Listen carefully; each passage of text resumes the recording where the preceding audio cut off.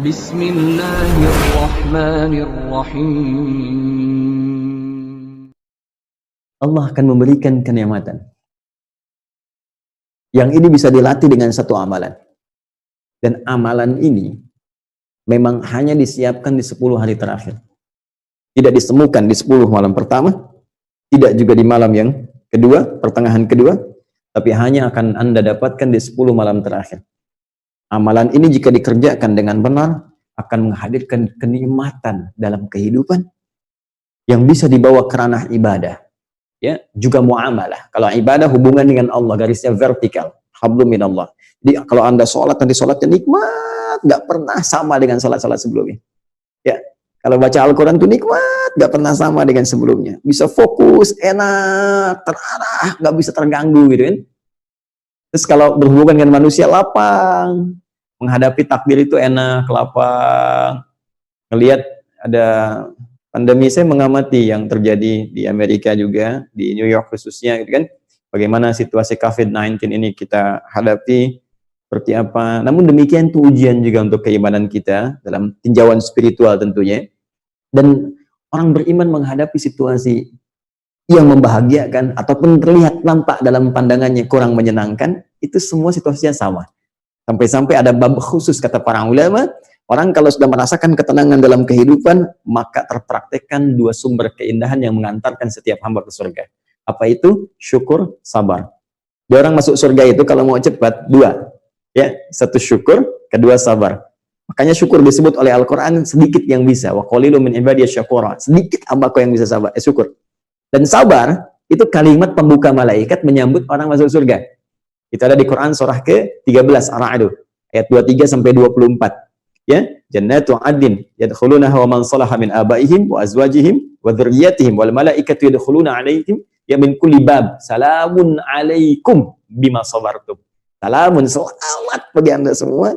Ya, bisa masuk surga yang indah ini bima sabartum, karena sabar.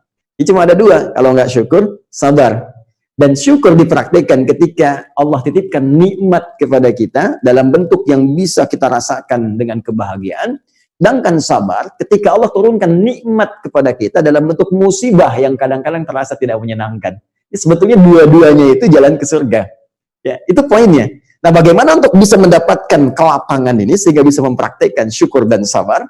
Salah satunya ada latihan yang hanya diberikan fokusnya di 10 malam terakhir saja. Nah, dalam bahasa Arab, kalau Anda fokus pada sesuatu yang tak bisa dipalingkan kemanapun, ya, sehingga merasa kayak ada kenikmatan, saking nikmatnya nggak bisa fokus. Anda sedang nonton acara begini kan, terus dipanggil misalnya, "Ma," nggak jawab. "Mama, sebentar." Tapi nengoknya begini sebentar ya. Itu fokus begini kan.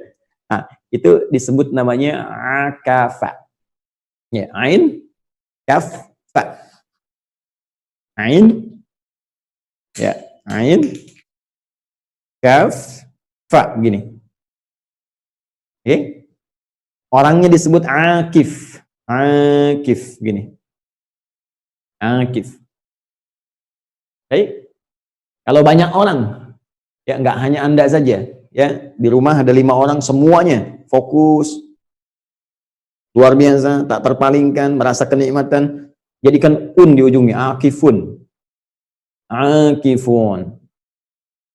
Misal, di zaman Nabi Ibrahim, ada orang yang fokus terhadap patung-patung, sembahan berhala. Sampai saking fokusnya dipanggil susah nengok. Diingatkan marah-marah. Gitu kan? Itu ada di Quran surah ke-21, ayat ke-52. Ya. Mahadhi tamathilul lati antum laha akifun, kata Ibrahim kepada bapaknya dan kepada kaumnya, masyarakat pada saat itu. Apa sih patung-patung ini sampai kalian begitu fokus? Aku ingatkan nggak nengok-nengok. Aku sampaikan marah-marah, akif itu namanya. Ya. Baik, kalau Anda ingin melatih diri fokus sehingga terhubung hanya dengan Allah, nikmat gitu, dan nggak bisa diganggu orang.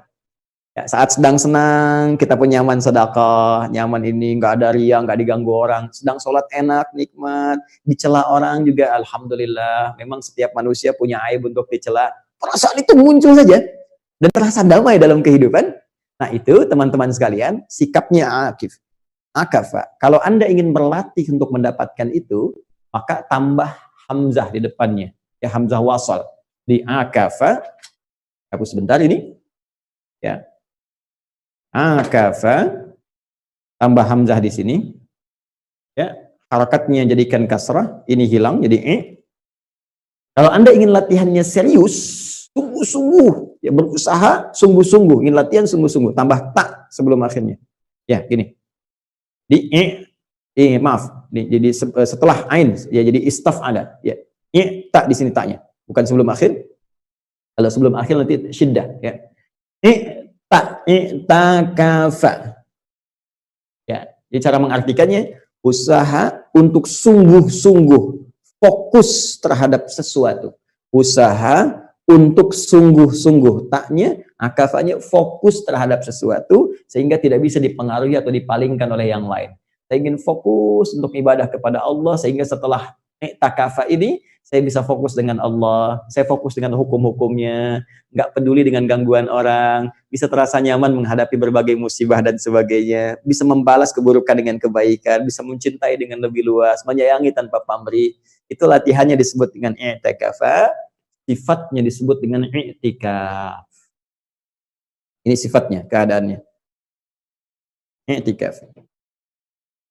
Nah, jadi yang ketiga, di 10 malam terakhir Ramadan, Anda akan mendapatkan sebuah latihan dengan fokus yang sangat luar biasa. Sampai-sampai Nabi mengencangkan ikat pinggangnya, sampai-sampai beliau membangunkan keluarganya, sampai-sampai beliau menghidupkan malam-malamnya, supaya masih bisa berlatih untuk menikmati segala karunia yang Allah berikan kepada beliau, ya, yang bisa dibawa dalam kehidupan. Itu yang menyebabkan Nabi dicela, tidak membalas, Nabi dilempar malah mendoakan, terus dalam akhir hidupnya pun masih menyampaikan kalimat yang ingin menyayangi kita semua. Dan di mana kita dibanding keteladanan Rasulullah SAW? Ya, karena itu saya kira kita kembalikan ke sini bahwa i'tikaf tidak ditemukan. Bukankah hanya di 10 malam terakhir Ramadan? Ya? Ada orang i'tikaf dalam konteks ini, jadi 10 hari pertama atau 10 hari kedua, kita hanya temukan di 10 hari terakhir. Dengan tujuan-tujuan yang tadi saya sebutkan. Nah, ini yang menjadikan alasan-alasan kuat mengapa kita diberikan isyarat dalam Al-Quran. Ya, dalam Al-Quran bahkan jelas di Al-Baqarah ayat 187 tentang ini. Ya, bahkan langsung ke orangnya akif. Seakan-akan Allah ingin mengatakan, kalau bisa kamu memang harus jadi orang yang sudah otomatis. Ya, tiap-tiap itu kan tiap tahun dikasih tahu. Bahasanya seakan-akan begitu. Tiap tahun ada Ramadan, masa masih intikaf juga, harusnya sudah akif. Karena itu di Al-Baqarah 187, itu di pertengahannya ada kalimat begini. Wa antum aakifuna fil masajid. Ya, wala tubashiruhunna wa antum aakifuna fil masajid. Ya, bahkan saking pentingnya ini kata Allah, kalau kamu pun ada hasrat untuk bercumbu dengan istri, dengan pasangan hidupmu, kalau bisa tunda dulu lah kalau sedang itikaf di masjid. Saking pentingnya. Ya, saking pentingnya ibadah ini.